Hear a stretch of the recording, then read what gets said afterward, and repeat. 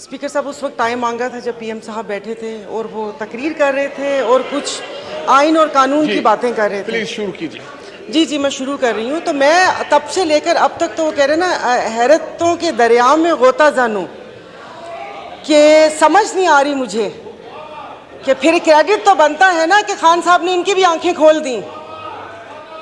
तो फर्क क्या रह गया कि कुछ अरसा पहले इदारों पर उंगलियां उठ रही थीं, उन पे सवालात उठ रहे थे, आज ये अदलिया पर उंगलियां उठा रहे हैं।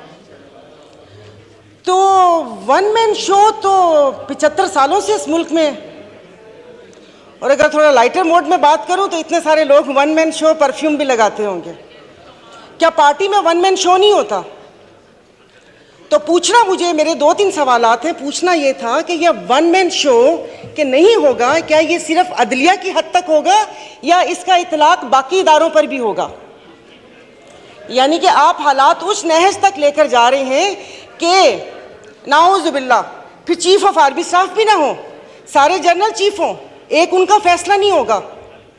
मुईशत तो तबाह कर दी, अब हाथ धोकर इदारों के पीछे पड़ गए हैं।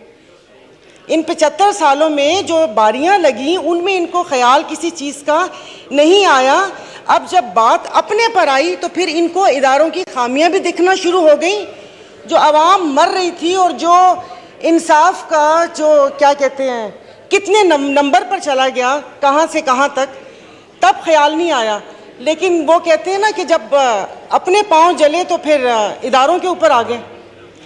और उस वक्त से मुझे सिर्फ एक बात पूछनी है कि ये जो ऐवान है ये अवाम का ऐवान है या इनके मसाइल हल करने की जगह है? ये कल भी जब ये स्पीच हुई थी, आपने ज्वाइंट सेशन बुलाया था, मैंने कहा शायद इस बाबरकत महीने में जो अवाम सहर व अफ्तार की लज्जतों से महरूम है, उस महंगाई में पिस रही है, शायद उसकी बात होगी। लेकिन वो लग रहा है जैसे कोई घिसी पिटी कैसेट वापस से लगा दी। और मतलब जैसे हम इस मुल्क के शहरी नहीं हैं या यादाश्त कमज़ोर है कि जो हमें पता ना हो कि यहाँ पर तोशा खाना का तो जिक्र हुआ लेकिन हार का जिक्र करना भूल गए। जब केस की बात हुई तो आप इनसे ये तो पूछें कि यूसुफ रज़ा गिलानी साहब के पिटीशन दायर किसने की थी? वो भी इन्होंने की थी। बड़े मियाँ साहब काला कोट पहन कर गए थे। और दूसरा हंसी भी आ रही थी और तरस भी आ रहा था कि उन्होंने एक बात की कि अल्लाह पाक हमारी आसानियाँ दूर करें। पीछे बैठे हुए पटवारी ने समझिएगा पंखे फैन, उन्होंने कहा आमीन। सुना ही नहीं कि अल्लाह पाक आसानियाँ दूर करे। और दूसरा आपने साले मोहम्मद को बोला तशरीफ़ रखें, पीएम साहब बैठ गए, तो कितने मासूम हैं। तो यहाँ पर कोई ऐवान पे अवाम की बात करनी चाहिए। स्पीकर साहब, मतलब चीज़ें हाथ से जब फिसल जाएंगी तो फिर ये नुकसान पाकिस्तान का होगा।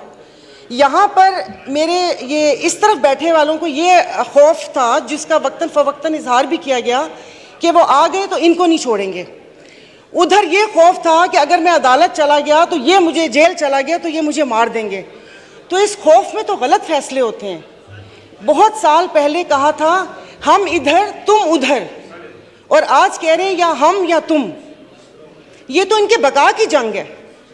और अगर अफवाजे ये एस्टेब्लिशमेंट के लिए कहा था कि 2018 में रिगिंग करके उनको लाया गया, स्पीकर साहब आपकी तवज्जो जी, तो बकौल इनके कि वो मुसल्लत किया, तो फिर हम अपना लहू किन के हाथों पे तलाश करें? किन के हाथों में अपना लहू तलाश करें? मतलब जो लाने वाले थे इन्होंने छोड़ दिया उनको। यानी कि वो नेक्स्ट टाइम भी वो कोई ऐसी गलती करे और इस मुल्क के ऊपर ऐसी चीज़ें मुसल्लत हों तो उन्होंने छोड़ दिया। तो मेरे ख्याल में कि जो अगली बारी है वो दूसरे इदारे की है। और बाकी अगर यहाँ से वहाँ गए तो वहाँ पर भी उनकी ही मदद शामिल थी, मैं बोल रही हूँ। और अफसोस इस बात का है कि मैं अभी अफ्तार बनाकर आई थी, दागी फलों से तो कोई फ्रूट चाट भी नहीं बनाता, इन्होंने हुकूमत बना दी। तो इनकी किसी बात के ऊपर कोई बिल, कोई चीज़ हमारी मुखालफत है। मैं इस चीज़ को नहीं करूंगी, भले वो किसी की इज्जत और तकरीम का बिल आए या ये बिल आए। और दूसरी बात स्पीकर साहब, यहाँ पर असेंबली ही पूरी नहीं है, आपकी 228 की स्ट्रेंथ ही नहीं है, तो कानून साजी कैसे होगी? इस कटी फटी लुटी फुटी असेंबली से आप ये कानून साजी करेंगे? तो बाकी बस ये कि एक्सपंज बहुत सारी चीज़ें करने वाली थी जो नहीं हुई, ये पूरे के पूरी असेंबली को एक्सपंज कर देना चाहिए जो यहाँ पर बैठे हुए। तो मैं इसकी मुखालफत करती हूँ, मेरी प्लीज़ पूरी बात सुन लीजिएगा। मैं बहुत देर से बैठी हुई थी, ये सब लोग अपनी नींद वींद पूरी करके इफ्तार करके आए हैं, हम लोग यहाँ पर बैठे हुए थे अपनी बारी का इंतज़ार करने के। खुदारा कि उस पर ना वो करें। अब एक शेर बनता है डस्के पे, सुना दूंगी, तो वो देखिए, तो ये ना करें कि चीज़ें हमारे हाथ से फिसल जाएं, अदलिया हो या अफवाज पाकिस्तान हो, हमारे लिए मोहतरम है। जब यहाँ पर सवाल उठना शुरू हो जाएंगे, वो पंजाबी का शेर है ना कि जितना ते हारना दो अलग शैमा, ए दुखिया नाल साढ़े यक्के ते ना मारो, कि इन दुखियों से आप इक्के मार रहे हैं। तो ये जिस तरीके से यहाँ पर बैठे हैं, वो डस्के का बहुत लंबा शेर है, डस्के वाले नाराज हो जाएंगे कि जिनकी फितरत में हो डसना वो डस के रहते हैं, तो डस्के वाले नाराज हो गए थे।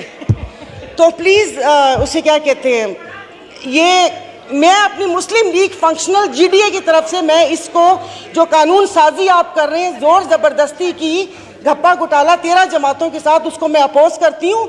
और खुदारा मुल्क को उस नहज पर ना लेकर जाएं जहाँ पर से वापसी नामुमकिन हो।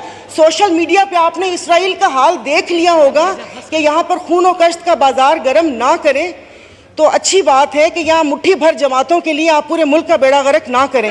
और किसी अवाम का भी कुछ ख्याल करके उसकी बात वो कर लें। इसाक साहब बैठे हुए जिन्होंने शरबत भी लोगों की पहुंच से दूर कर दिया, उन्होंने को पूछा भी नहीं होगा कि अवाम का क्या हाल है क्या हाल नहीं है।